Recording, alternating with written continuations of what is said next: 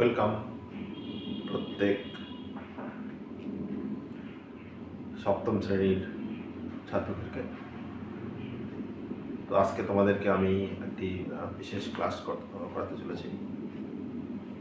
তোমাদের প্রথম লেসন, সপ্তম শ্রেণী, West Bengal board, Bangla medium. দেখতেই পাচ্ছ তোমরা স্ক্রিনে, the book of nature, Jawaharlal Nehru এই গল্পটি লিখেছেন। তো আজকে তোমাদের এই ফার্স্ট লেসনটা আজকে আমি পড়াতে চলেছি। আমি সুখেন স্যার, তোমাদের আজকে ইংলিশ সপ্তম শ্রেণীর দ্য বুক অফ নেচার পড়াবো বলে। তো আমার channel AI class plus, the best of the best coaching institute. তোমরা অবশ্যই সাবস্ক্রাইব করতে ভুলবে না চ্যানেলটি। যারা সাবস্ক্রাইব করে নিয়েছে অলরেডি তাদেরকে তো অশেষ ধন্যবাদ। আর যারা করবে চ্যানেলটি দেখার পরে অর্থাৎ ক্লাসগুলো দেখার পরে, তাদেরকে আগাম অনেক শুভেচ্ছা, ধন্যবাদ। তো আজকে ক্লাস শুরু করছি। দেখো, the book of nature. The book of nature, book of nature লিখেছে কি? জওহরলাল নেহেরু। দেখতে পাচ্ছ নেচার, এই নেচার মিনস প্রকৃতি। তোমরা জানবে নেচার হচ্ছে প্রকৃতি।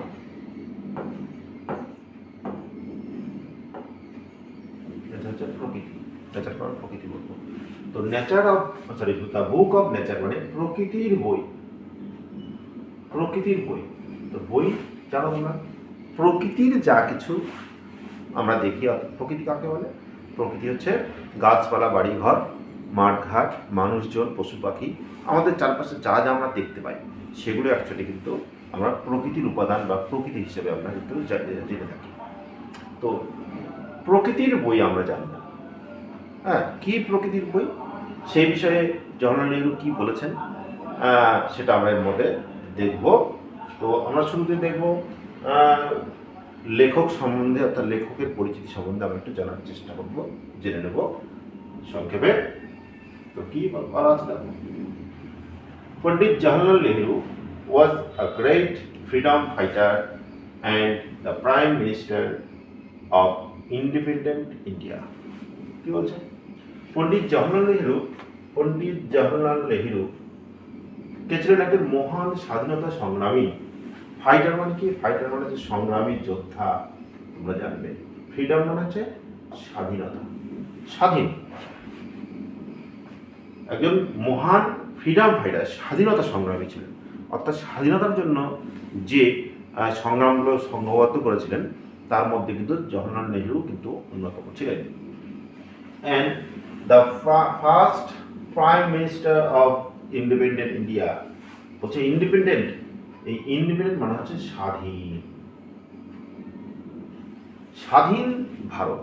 স্বাধীন ভারতের প্রথম প্রধানমন্ত্রী ছিলেন হচ্ছে ইনি। দেখতেই পাচ্ছ, look at the picture, he is Jawaharlal Nehru. তিনি হলেন জওহরলাল নেহেরু। ইনি ছিলেন আমাদের ভারতবর্ষের প্রথম প্রধানমন্ত্রী। He was a very good writer as well. তিনি একজন ভালো লেখকও ছিলেন। তিনি দেশের জন্য সংগ্রাম তো করেছেন, অ্যাজ এ পেট্রিয়ট বলো আর যাই বলো। আবার কি বলছে, উনি একজন ভালোভাবে কিন্তু লেখকও ছিলেন, লেখকও বটে। দ্য ডিসকভারি অফ ইন্ডিয়া, তিনি কি লিখেছেন? দ্য ডিসকভারি অফ ইন্ডিয়া বলে একটা বই লিখেছেন। আর সঙ্গে লিখেছেন glimpses of world history and autobiography আর some of his noted works. তার উল্লেখযোগ্য বিশেষ বিখ্যাত কিছু বই তিনি লিখেছিলেন, সেটা তার মধ্যে কি বলছে? দ্য ডিসকভারি অফ ইন্ডিয়া, একটি glimpses of world history and autobiography এবং অটোবায়োগ্রাফি, এই তিনটার উপর তিনি বিশেষ করে লিখেছেন। তার বিশেষ উল্লেখযোগ্য কর্মকাণ্ড। During the late 1920s he wrote a series of letters to his young daughter Indira to share his ideas. কি বলা হচ্ছে? বলছে ডিউরিং দ্য লেট 1920s, মানে 1920 সাল নাগাদ তিনি কি করেছেন, এ সিরিজ অফ লেটার্স,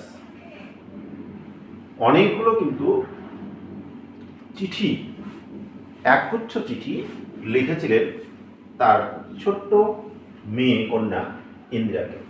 অর্থাৎ Indira was his daughter, only daughter, তার একমাত্র কন্যা ছিল কে, ইন্দিরা, অর্থাৎ ইন্দিরা গান্ধী। তোমরা জেনে থাকবে কি করার জন্য, টু শেয়ার হিজ আইডিয়াস, তার হচ্ছে ধ্যান ধারণা, ভাবনা চিন্তা, পিতার ভাবনা চিন্তাটাকে তিনি শেয়ার করতে চেয়েছিলেন তার মেয়ের সঙ্গে। আজকে থটস, ভাবনা, অ্যান্ড নলেজ, তার যে জ্ঞান, বাবার যে জ্ঞান, তার যে ভাবনা, পৃথিবী সম্বন্ধে, মানুষ সম্বন্ধে, জগৎ সম্বন্ধে যা যা চিন্তাধারা, thoughts and ideas and knowledge also,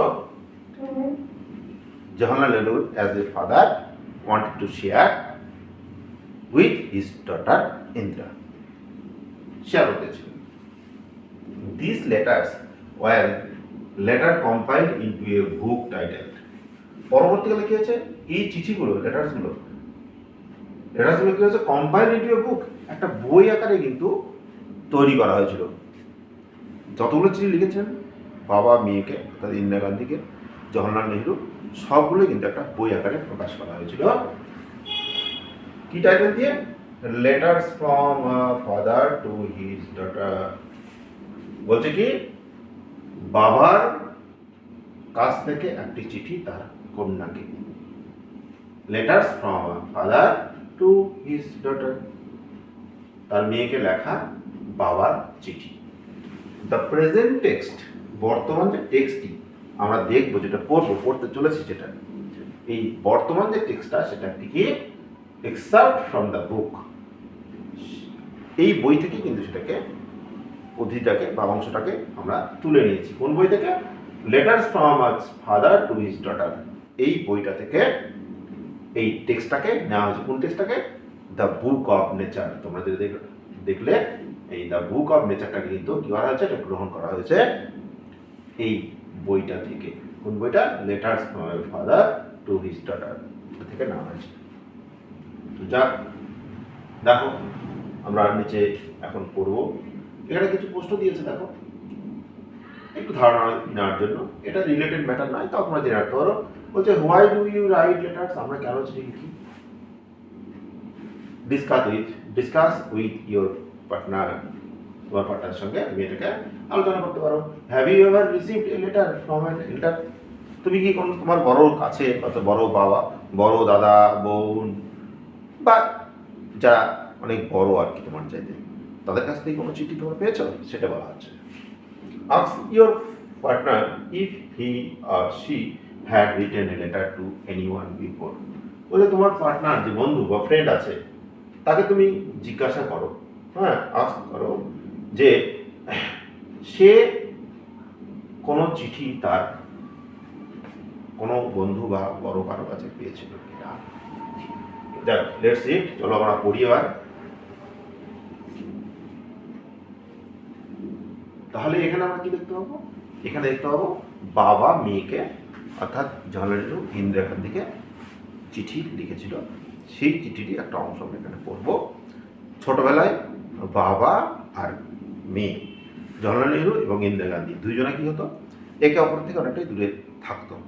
কি কারণ হতে পারে সেটা, বাবা অ্যাজ এ প্রাইম মিনিস্টার হিসাবে তিনি কিন্তু অনেক কর্মব্যস্ত জগতের সঙ্গে থাকতেন আর কি। তো সেই কারণে তার কি হতো, তার মেয়ের সঙ্গে কিন্তু সবসময় দেখা হওয়া সম্ভব ছিল না। কিন্তু বাবা হিসেবে ওনার কিন্তু অনেক দায় দায়িত্ব থেকে যায় তার মেয়ের প্রতি।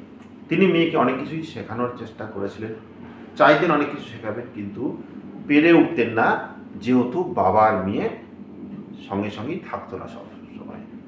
তাই তিনি চেয়েছিলেন মেয়েকে কোনো চিঠির মধ্যে দিয়ে তার ভাবনা চিন্তাটাকে মেয়েকে দিয়ে দেওয়া। তো তাই তিনি চিঠির মধ্যে লিখেছিলেন প্রকৃতি সম্বন্ধে তার জওহরলাল নেহরুর যে চিন্তাধারা, সেটাকে মেয়ের মধ্যে কীভাবে ট্রান্সফার করা যায়, যাতে মেয়ে কী হয়, বড় হলে এই শিক্ষা ভাবনাটাকে, এই প্রকৃতির শিক্ষাটাকে তার মধ্যে অনেক বড় কাজ করতে পারে। যাই হোক, আমরা শুরু করছি unit 1। When you and I are together, you often ask me question about many things. বলছে যখন তুমি তুমি এবং আমি, তুমি কে? তুমি হচ্ছে ইন্দ্রা, তুমি হচ্ছে ইন্দিরা, তুমি হলো ইন্দিরা। আর আই কে? আই হচ্ছে জওহরলাল, জওহরলাল, জওহরলাল নেহেরু। তোমরা একটু মনে রাখার চেষ্টা করবে। ইন্দিরা হচ্ছে মেয়ে, বাবা হচ্ছে জওহরলাল নেহেরু। যখন তুমি এবং আমি আর টুগেদার, টুগেদার মানে আমরা একসঙ্গে হই। ইউ অফেন আস্ক মি, তুমি প্রায় জিজ্ঞাসা করতে আমাকে প্রশ্নগুলি অ্যাবাউট মেনি থিংস, অনেক জিনিস সম্বন্ধে, and try to answer them, এবং আমি সেগুলোর উত্তর দেওয়ার চেষ্টা করতাম। বাবা বলছে তোমার সঙ্গে আমার দেখা বিশেষ হয় না, কি যখন আমি আর তুমি একসঙ্গে দেখা করি বা একসঙ্গে আমরা মিলিত হই, তখন কি? তখন কিন্তু আমরা তুমি আমাকে অনেক প্রশ্ন জিজ্ঞাসা করার চেষ্টা করো, আমি কিন্তু সেগুলোর বিষয়ে উত্তর দেওয়ার চেষ্টা করি। নাও দ্যাট, বর্তমানে you are at Mussoorie and I am in Allahabad. দেখো দুটো জায়গার নাম করে বলা আছে, দুটো জায়গা বলা আছে এখানে, একটা মুসৌরি, একটা বলা আছে এলাহাবাদ। একটা মুসৌরি, একটা কি? একটা আছে এলাহাবাদ। তো দেখো এখানে এই এলাহাবাদ একটা জায়গা আর মুসৌরি একটা জায়গা। তো বলছে নাও দ্যাট ইউ আর এট মুসৌরি, অর্থাৎ মেয়ে কোথায় আছে? মেয়ে আছে মুসৌরিতে, মুসৌরি একটা স্থান। আর আমি আছি এলাহাবাদে, বাবা নেহেরু আসলে হচ্ছে এলাহাবাদে। We can not have this talks, আমাদের মধ্যে কোনো কথোপকথন, আমাদের মধ্যে কোনো কথাবার্তা, কোনো ভাবনা চিন্তার বিনিময়, শেয়ার কোনো কিছুই হচ্ছে না বা হয় না। I am therefore going to write, আমি তাই তোমাকে লিখবো বা আমি তোমাকে লিখছি। I am therefore going to write, আমি তোমাকে লিখতে যাচ্ছি। To you from time to time short accounts of the story of our earth and the many countries. দেখো বড় বড় সেন্টেন্স আছে, তোমরা একটু কেটে কেটে পড়ার চেষ্টা করবে।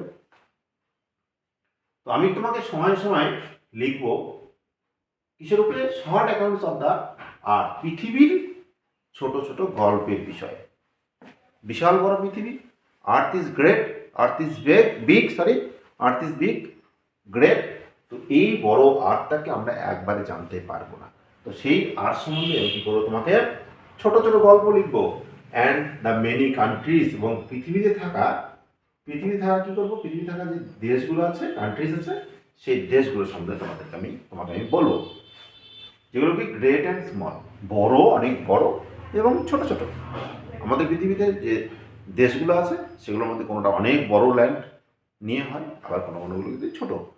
তো সেই জন্য বলছি কি অনেক বড় এবং ছোট বা ক্ষুদ্র এবং বৃহৎ দেশগুলির সম্বন্ধে বলবো, into which it is divided, যেগুলো ছোট ছোট ভাগে বিভক্ত আছে আবার অনেক বড় ভাগে বিভক্ত আছে, সেই সম্বন্ধে আমি তোমাকে বলবো, অর্থাৎ ইন্ডিয়াকে বলবো। বাবা,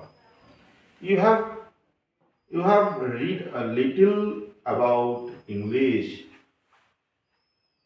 হিস্ট্রি। কি বলছে? তুমি খুব কমই পড়েছো। You have read a little about English history, তুমি ইংরেজি ইতিহাস, ব্রিটিশের ইতিহাস, ব্রিটিশটা কী ছিল, ব্রিটিশটা কীভাবে ডেভেলপ করলো, অনেক কিছু ব্রিটিশের ইতিহাস আছে, তো সেগুলো সম্বন্ধে তুমি খুব কমই পড়েছো। Because India was then a little girl, তখন ইন্ডিয়া কী ছিল? একটা ছোট মেয়ে ছিল, তাই তার পক্ষে সব কিছু জানা কিন্তু সম্ভব ছিল না। অ্যান্ড ইন্ডিয়ান হিস্টোরি এবং ভারতীয় ইতিহাস, হচ্ছে কি ভারতের ইতিহাস আর ইংরেজদের ইতিহাস অর্থাৎ ইংলিশ হিস্টোরি, এই দুটো কিন্তু খুব কমই তুমি জেনেছো।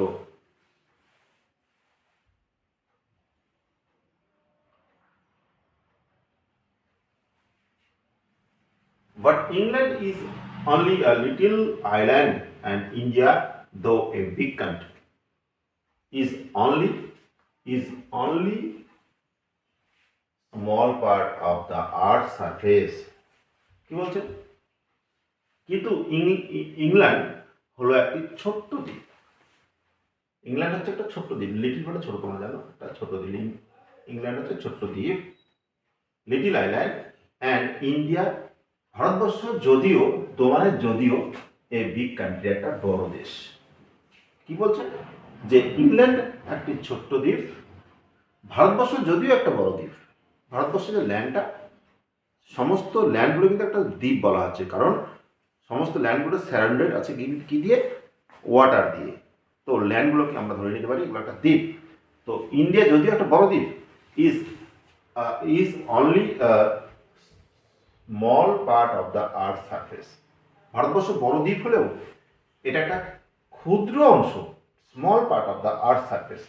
পৃথিবীর উপরিতলে দেখতে পাচ্ছ তোমরা, আর্থ সারফেস মানে পৃথিবীর উপরিতলের সামান্য অংশ, পৃথিবীর উপরিতলের সামান্য অংশ। যদিও ইন্ডিয়া যে আইল্যান্ডটা বা দ্বীপটা, এটা অনেক বড় ইংল্যান্ডের তুলনায়, কিন্তু পৃথিবীর উপরিতলের তুলনায় কি? ক্ষুদ্র অংশ। If we want to know, যদি আমরা জানতে চাই, যদি আমরা জানতে চাই something about the story of, কি সম্বন্ধে জানতে চাই? Something about the story of this world of hours, we must think of all the countries and all the peoples that have inhabited it. দেখো কি বড় সেন্টেন্স, তোমাদের কেটে কেটে অবশ্যই পড়তে হবে। যদি আমরা জানতে চাই কি সম্বন্ধে? আমাদের এই পৃথিবী সম্বন্ধে, about the story of this world, আমাদের পৃথিবীর গল্প সম্বন্ধে যদি জানতে চাই, পৃথিবীতে কি কি হয়েছে না হয়েছে, কি ছিল, এগুলো সম্বন্ধে যখন জানতে চাই, আমাদের পৃথিবী সম্বন্ধে, উই মাস্ট থিঙ্ক, আমাদের অবশ্যই ভাবতে হবে, অফ অল দ্য কান্ট্রিজ। কি কান্ট্রিজ মানে কি? দেশগুলো। অল দ্য কান্ট্রিজ মানে দেশগুলো, পৃথিবীর যে দেশগুলো আছে সেই দেশগুলো সম্বন্ধে কিন্তু আমাদেরকে কিন্তু জানতে হবে। পৃথিবীকে জানতে হলে, পৃথিবীর গল্প জানতে হলে, আমাদের এই পৃথিবীতে যেখানে আমরা বসবাস করছি, তাহলে সেখানকার আমাদের লোকদের কিন্তু জানতে হবে। অর্থাৎ কোন দেশে কোন ধরনের লোক বসবাস করে, তারা কেমন পোশাকপাতি পরে, তাদের খাদ্য খাওয়া কী, তাদের কোন ভৌগোলিক পরিবেশে বসবাস করে, তাদের চাষবাস কী, বিভিন্ন কিছু আমাদের কিন্তু জানতে হবে পৃথিবীর অন্যান্য দেশের লোকদের। And all the people that have inhabited it, এবং তার সঙ্গে সমস্ত লোক বলছে যারা বসবাস করছে, যে দেশে যে লোক বসবাস করছে সেই দেশের লোক সম্বন্ধে আমাদেরকে জানতে হবে। তাহলে আমাদের কি সেই দেশ সম্বন্ধেও কিন্তু অনেকটা আমরা জানতে পারবো। And not merely of one little country, বলছে কেবলমাত্র ছোট্ট একটা দেশকে জানলেই হবে না। ছোট্ট একটা দেশ, যার যে দেশ সেটা কিন্তু তার কাছে বড় মনে হলেও কিন্তু পৃথিবীর তুলনায় দেখা ছোট দেশ। অর্থাৎ যে দেশে যারা বসবাস করে শুধুমাত্র সেই দেশকে জানলেই হবে না। অর্থাৎ where we may have been born, বলছে যেখানে জন্মেছি, আমরা ইন্ডিয়াতে জন্ম নিয়েছি, সো আমাদের শুধু ইন্ডিয়াকে জানলেই হবে না, আমাদেরকে জানতে হবে আমাদের প্রতিবেশী দেশগুলোকে, নেইবারিং কান্ট্রিগুলোকে উই হ্যাভ টু নো, আমাদের জানতে হবে কারা কারা প্রতিবেশী দেশ। যেমন আমাদের প্রতিবেশী দেশ হচ্ছে বাংলাদেশ, বাংলাদেশ আছে পাকিস্তান, আফগানিস্তান, চীন, Sri Lanka, Nepal, Bhutan, all this are neighbouring country. তো আমরা আমাদের দেশকে যেমন জানবো, সেরকম আমরা কী করবো, আমাদের কিন্তু পাশাপাশি যে দেশগুলো আছে প্রতিবেশী দুটো, তাদেরকে আমাদের জানতে বুঝতে হবে।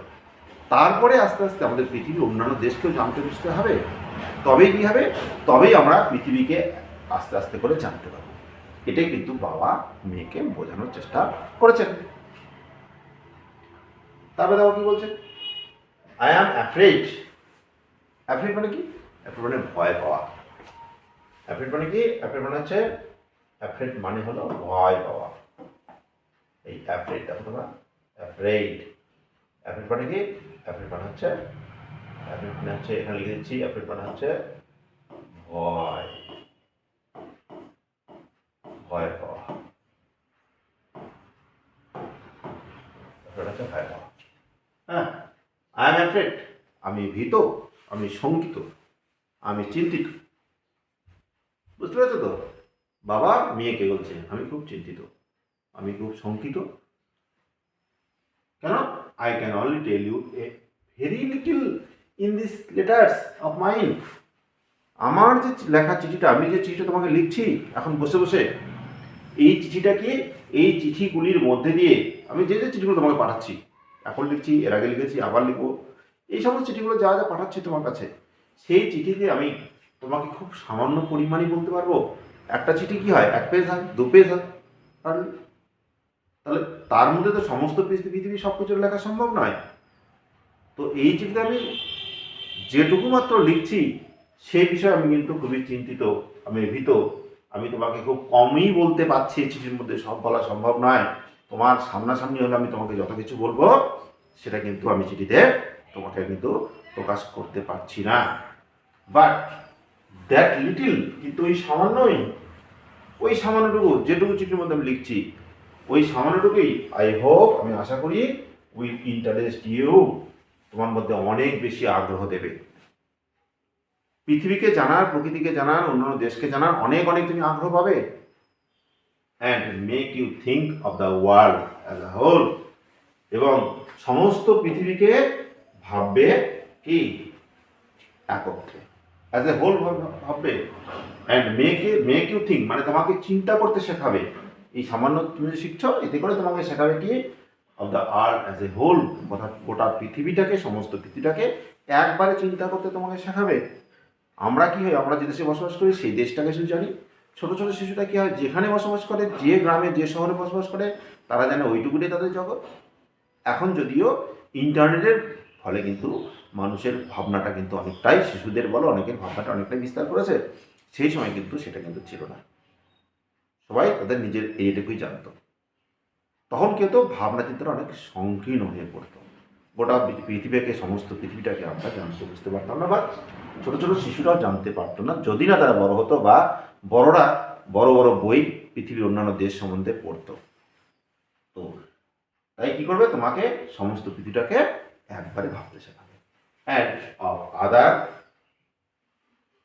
পিপলস, এবং অন্যান্য লোকদেরকে, in it as our brothers and sister, এবং অন্যান্য লোক যারা পৃথিবীতে আছে তাদেরকে কি করবে, তাদেরকে ভাই এবং বোন আমাদেরকে ভাবতে শেখাবে।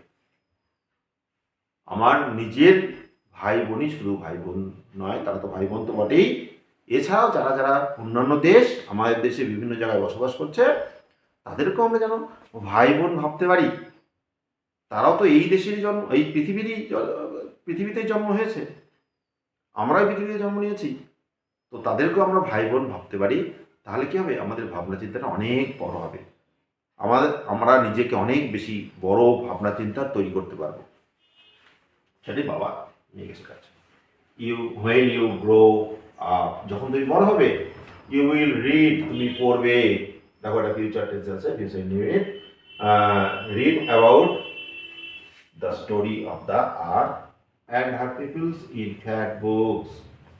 বলছে যখন তুমি বড় হবে, গ্রো আপ হবে, তুমি তখন ছোটো আছো মা, তুমি যখন বড় হবে, তোমরা যারা ক্লাস 7-এ পড়ছো, তোমরা যারা এখন ছোট আছো, তোমরা এখন কিন্তু খুব সামান্যই পড়ছো, যখন বড় হবে, অনেক বড় হবে, আরও বড় হবে, উঁচু ক্লাসে পড়বে, দেশ বিদেশে পড়তে যাবে, অনেক বড় বড় ভাবনা চিন্তা তৈরি হবে। তাই বলছে যখন তুমি বড় হবে, তুমি পড়বে মোটা মোটা বই, কার সম্বন্ধে, পৃথিবী এবং তার লোকজন সম্বন্ধে, যে গল্পগুলো মোটা মোটা বই পড়বে, অনেক বড় বড় বই আছে এই পৃথিবীর লোকজন সম্বন্ধে, সেগুলো তুমি পড়বে। And you will find it more interesting than any other story or novel that you may have read.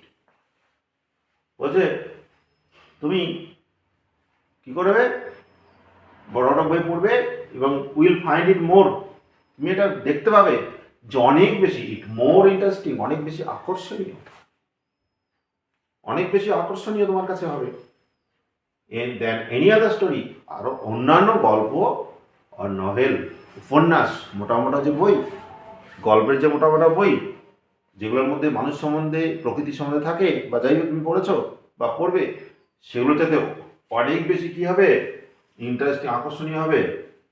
যেগুলো তুমি পড়ে আছো অলরেডি, বা এই ধরনের বই পড়ে থাকবে, সেগুলো তো অনেক বেশি আকর্ষণীয় হবে, মোর ইন্টারেস্টিং ফিল হবে দেন কি দেন হচ্ছে এই মোটা মোটা যে বই তুমি পড়বে উপন্যাস আর হচ্ছে স্টোরির বই থেকে, তার থেকে অনেক বেশি ইন্টারেস্টিং হবে লোকজন সম্বন্ধে, প্রকৃতি সম্বন্ধে যে বইগুলো তুমি পড়বে।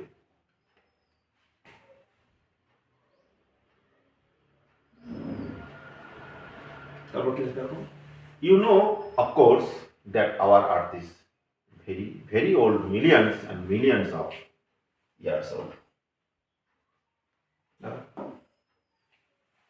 কি বলছে, তুমি অবশ্যই জানবে, তুমি অবশ্যই জানবে অথবা জানো, যাই বলো, তুমি অবশ্যই জানো that our earth is very very old, আমাদের পৃথিবী অনেক অনেক লক্ষ লক্ষ বছরের পুরনো, millions and millions, lakh lakh বছরের পুরনো। আমাদের পৃথিবী সৃষ্টি হয়েছে অনেক লক্ষ লক্ষ বছর আগে। And for a long, long time there were no men or women living in it. কি বলছে, এই লক্ষ লক্ষ বছর আগে, অনেক অনেক সময় আগে, for a long, long time, অনেক অনেক বছর আগে, there were no men, men মানে কি, অনেক পুরুষ মানুষের একসঙ্গে বলা হয় মেন, অর ওমেন, অনেক স্ত্রীলোক। এই পৃথিবীতে পুরুষ এবং স্ত্রীরা তখন কিন্তু ছিল না। বহু বছর আগে এই পৃথিবীতে পুরুষ এবং নারীরা ছিল না। বিফোর দ্য মেন কেম দেয়ার, পৃথিবীতে মানুষ আসার আগে ফায়ার অনলি অ্যানিমালস, কি ছিল, কেবলমাত্র ছিল হচ্ছে প্রাণীরা। পৃথিবীতে একমাত্র শুধু প্রাণীরা ছিল, পশুরা, প্রাণীরা, এরা একমাত্র ছিল।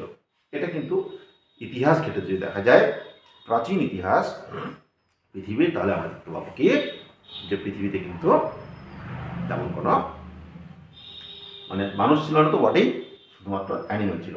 অ্যান্ড বিফোর দ্য অ্যানিমেলস, এবং তার আগেও কি ছিল, তার আগেও ছিল হচ্ছে এই অ্যানিমেলদের আগে কি ছিল, there was the time when no kind of life existed. দেখো সেখানে কি বলছে, এই প্রাণী আসার আগেও, আরও যদি আমরা পেছনে চলে যাই, দেখবো কি সেখানে কোনো জীবনের অস্তিত্ব ছিল না। এক্সিস্ট, হ্যাঁ, এক্সিস্ট মানে অস্তিত্ব থাকা, কোনো কিছু বেঁচে বলতে থাকা এক্সিস্ট বলা হচ্ছে। তো কোনো রকম প্রাণের অস্তিত্ব কিন্তু ছিল না, প্রাণের কোনো চিহ্ন ছিল না। There was no trace of life on this earth before animals, and before animals there were no men or women living in this earth, তার আগেও কোনো নারী অথবা পুরুষরাও ছিল না। তাহলে বুঝতে পারছো, কোনো প্রাণ ছিল না সেই সময়তে।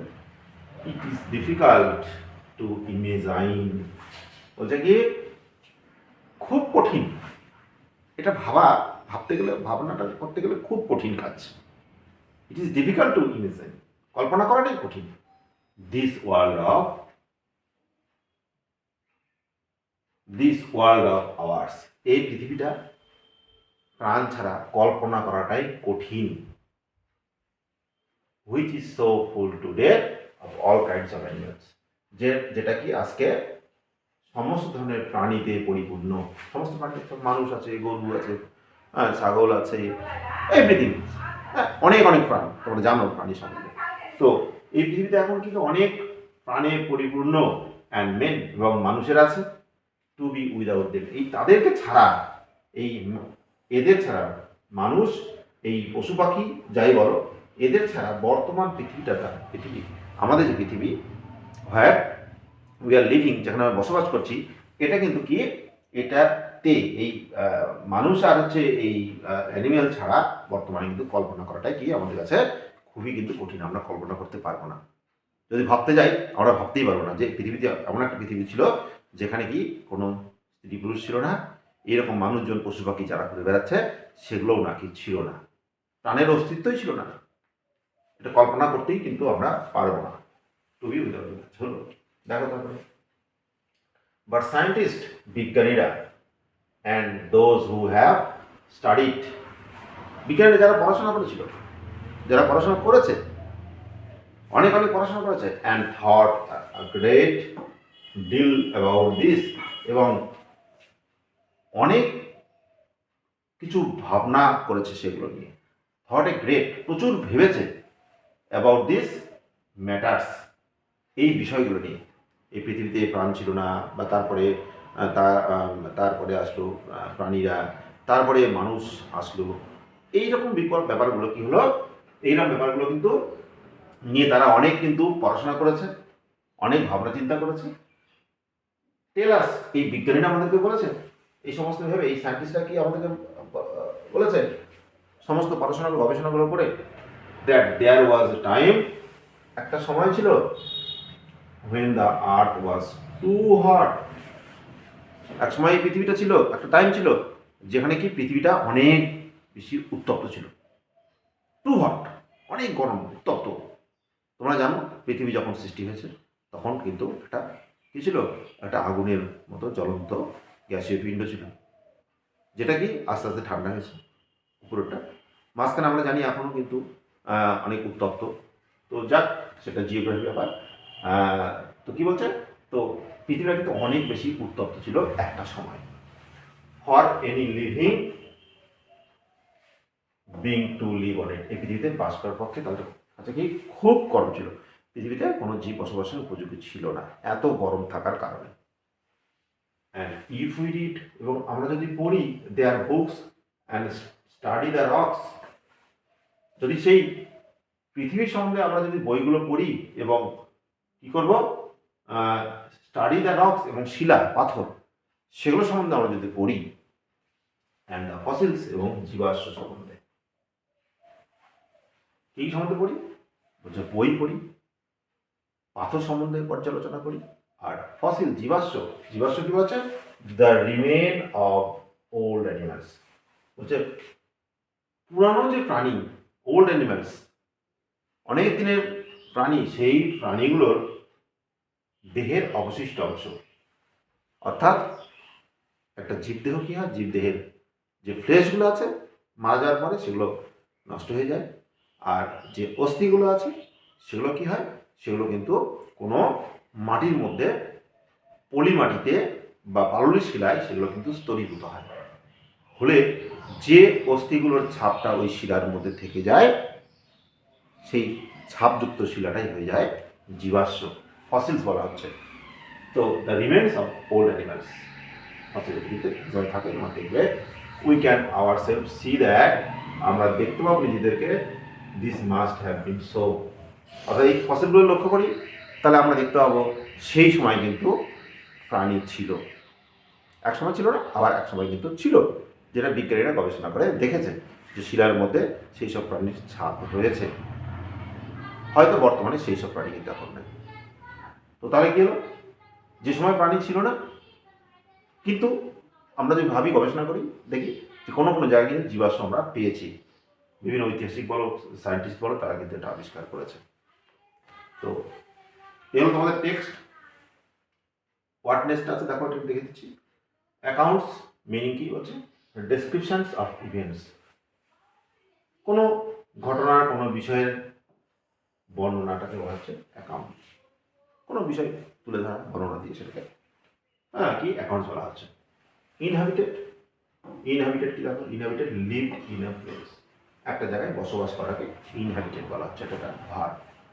মিলিয়ন কি, মিলিয়ন শব্দ তোমরা জানো, 10, 100, 1000, 10, 100, 1000, 10,000, 10, 100 মানে 10, 1000, 100টা হাজার মানে 1,00,000, বুঝতে পারছো? হ্যাঁ, 10, 100, 1000 মানে 1,00,000, জানো 1,00,000, এটা কিন্তু তোমাদেরকে, এটা কিন্তু হচ্ছে দেখো 1, 10, 100, 1000, 2,00,000, 1,00,000, 10, 100, 1000, 100 কতগুলো, 10, 100, 1,00,000, সেটা হচ্ছে মিলিয়ন লিটার, লক্ষ লক্ষ বছর আগে।